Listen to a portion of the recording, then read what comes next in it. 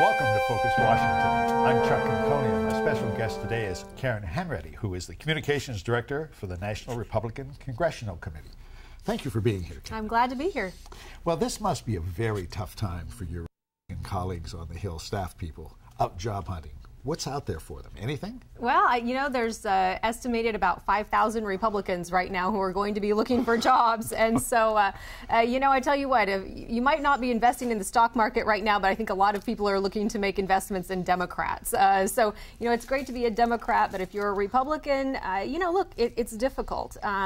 But talent always rises to the top. So I'm pretty confident that a number of these Republicans will find jobs, but probably not doing what many of them have been doing.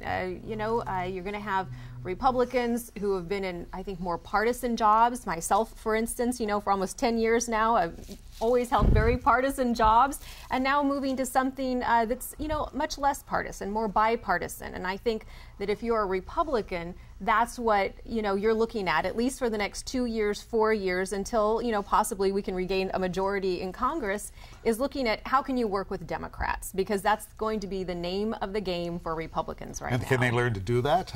Oh, I tell you what, when you need a job, you bet you can learn to do that. I think that, and I think it's Republican staffers. I think you'll see members of Congress, Republican members of Congress, who want to get things done, realizing this is a time not to put aside principles, but really to reach across the aisle, see what you can get done in a bipartisan manner. Congress has a lot more moderate to conservative Democrats in office now than they have in the past. And I think that you'll see, hopefully, more cooperation taking place. And I think that if you're a Republican out there on the job market right now, cooperation is the name of the game. Well, other than the Hill, what about all the lobbying agencies downtown who followed the dictates of Tom DeLay saying, purge yourself of Democrats and hire Republicans? What are they going to do with all those extra Republicans? Well, I'll tell you what, there's a lot of business organizations out there, trade associations, who are still going to need to fight for their interests. And, the fact of the matter is, having a Republican who understands the business community, understands business interests, is still important, I think, to whether the National Association of Manufacturers, NFIB, some of these business-oriented trade associations, or businesses that might not that might want to fight against, for instance, card checks, some of these labor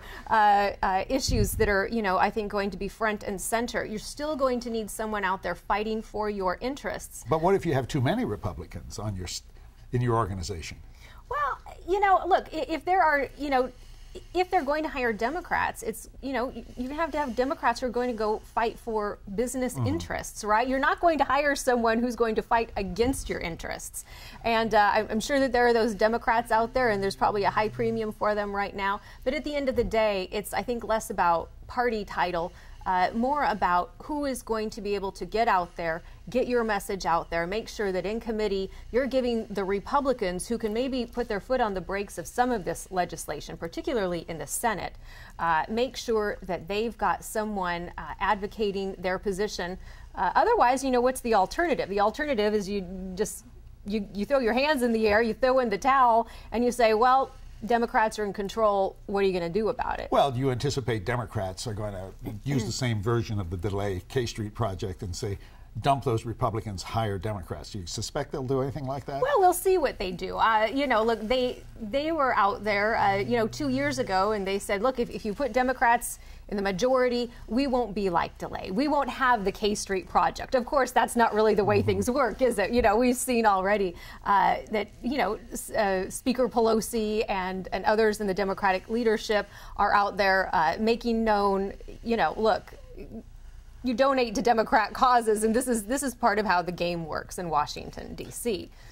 Well, you spent a lot of time on the Hill. You understand how it works. Now, in the Republican leadership, as it rebuilds itself, who do you think it's going to be rebuilding itself around? Well, actually, as we speak, by the time this goes live and others are viewing it, the Republican leadership race will have taken place. It's taking place right now, in fact. And, Speaker Boehner, or Leader Boehner, will continue to lead the Republican House and Mitch McConnell, of course, one of the most important Republicans right now in the party. But there are some younger Republicans like Eric Cantor, certainly an up-and-comer. You know, here's a great guy, understands policy, understands communications, young, I think really connects well as a face and a voice for the Republican Party. He'll replace Roy Blunt as whip, so he'll be the #2 guy in the Republican leadership.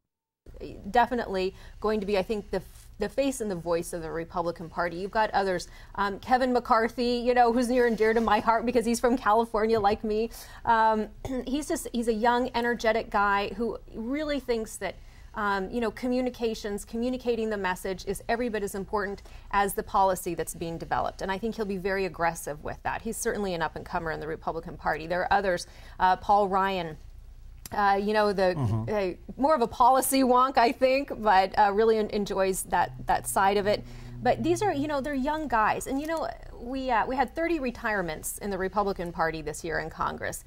We held on to about half of those seats. You know, look, these are guys who are, you know, more in their late 30s, early 40s. It's a younger set of faces, I think, that are coming into the Republican Party right now.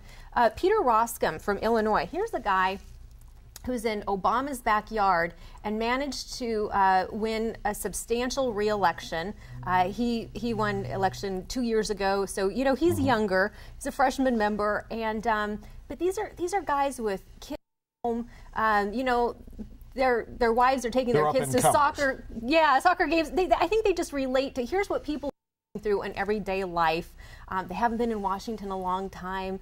And they are up-and-comers. And I think this is going to be the face of the Republican Party. One quick last question. You've worked for some very popular candidates. I mean, you worked for Arnold Schwarzenegger, Fred Thompson, and people on the Hill.